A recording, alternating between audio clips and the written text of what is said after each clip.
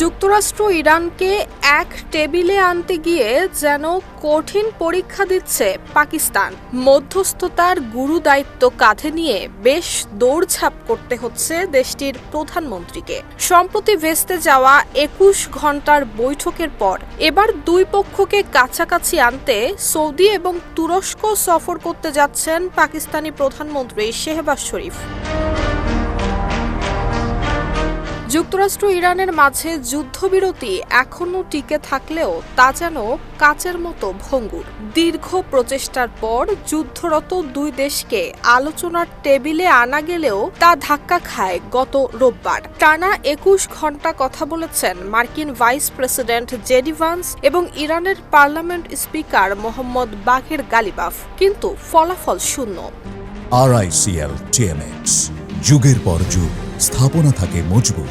কোনো সমঝোতা হয়নি কোনো অগ্রগতি। তবে হাল ছাড়েনি ইসলামাবাদ। দেশটি প্রাণপণ চেষ্টা করছে যুক্তরাষ্ট্র, ইরান আর গুরুত্বপূর্ণ শক্তিগুলোর সঙ্গে যোগাযোগ বাড়াতে।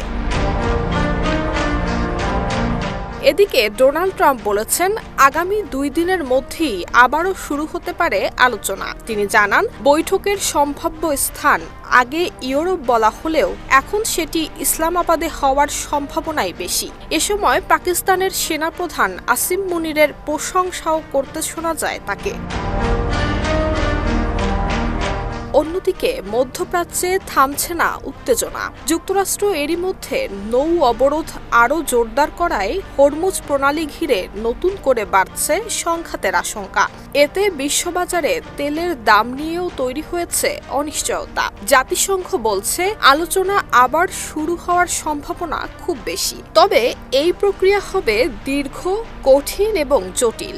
মোট কথা, যুক্তরাষ্ট্র ইরানের দূরত্ব কমাতে গিয়ে এখন যেন বড় পরীক্ষার মুখে পড়েছে পাকিস্তান।